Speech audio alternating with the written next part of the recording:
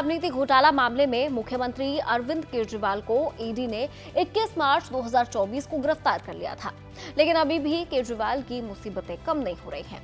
आज Delhi high court ने उनकी याचिका खारिज कर दी। आपको बता दें कि अरविंद केजरीवाल देश के किसी भी राज्य के ऐसे पहले मुख्यमंत्री हैं जो जेल में हैं और उन्होंने जेल से ही सरकार चलाने का फैसला लिया था। लेकिन क्या केजरीवाल वाकई जेल से सरकार चला पा रहे हैं? चलिए जानते हैं इस वीडियो में, और बाद में वीडियो में एक्सपर्ट एडवाइस भी लेंगे। अभी तक सीएम ने जेल के कुछ छोटे मोटे ऑर्डर्स और एक चिट्ठी लिखी है। जेल से कोई भी बड़ा फैसला नहीं लिया गया है। जेल से सरकार चलाना आसान भी नहीं है।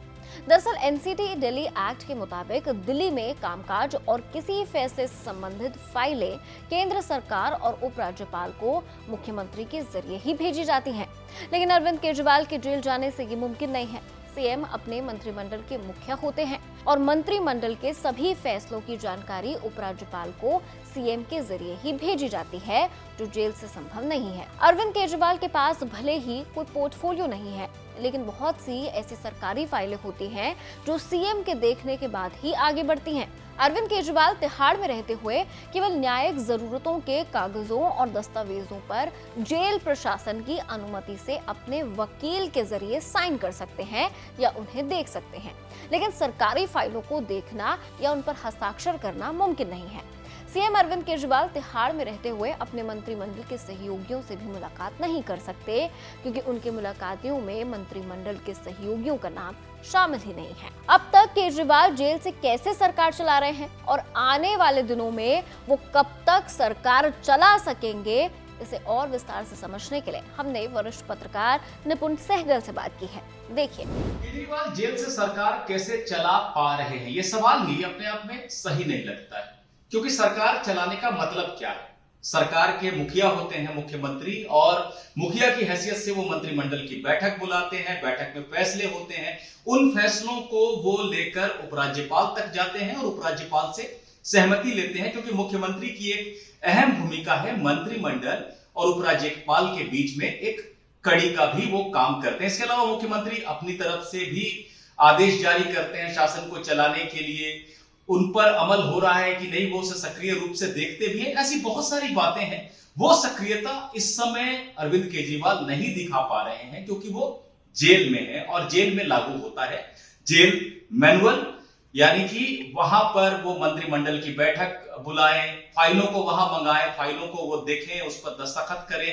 ये सारी बातें वो जेल मैनुअल के हिसाब से कर नहीं सकते हैं। इसके लिए उन्हें कोर्ट की विशेष अनुमति लेनी पड़ेगी, और कोर्ट उन्हें इतनी सारी अनुमति देगा ये मुश्किल लगता है।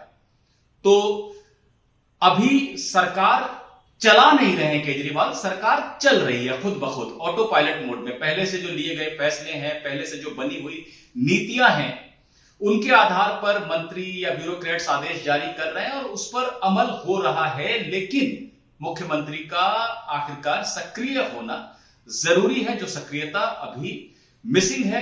जेल मैनुअल लागू होता है मुख्यमंत्री के ऊपर भी, क्योंकि वो तिहाड़ जेल में बंद है इस समय, और वो तुरंत बाहर आने वाले हैं ऐसा लगता भी नहीं है, क्योंकि दिल्ली हाईकोर्ट ने बहुत सख्त आदेश दिया है उन्हें उनकी गिरफ्तारी को सही बताते हुए। ऐसे में सुप्रीम कोर्ट भले वो आ जाए, लेकिन ऐसा लगता नहीं है फिलहाल कानूनी रूप से कि लंबे समय तक अरविंद केजरीवाल बाहर आएंगे। तो फिर दिल्ली में होगा क्या?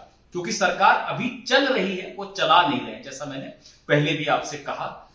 ऐसे में संविधान के अनुच्छेद 239 ए बी के तहत उपराज्यपाल को यह शक्ति हासिल है, बल्कि उनका कर्तव्य है कि अगर संवैधानिक प्रावधानों के हिसाब से दिल्ली में सरकार ना चल रही हो तो राष्ट्रपति को सिफारिश भेज सकते हैं और राष्ट्रपति उस पर विचार करके राष्ट्रपति शासन लगा सकते हैं। तो दिल्ली उस तरफ भी बढ़ सकती है अगर ये जिद जारी रही आम आदमी पार्टी और अरविंद केजरीवाल की कि वो जेल से ही सरकार को चलाते रहेंगे। आपको बता दें कि ईडी ने आरोप लगाया था कि अरविंद केजरीवाल दिल्ली आबकारी नीति घोटाले के मुख्य साजिशकर्ता है।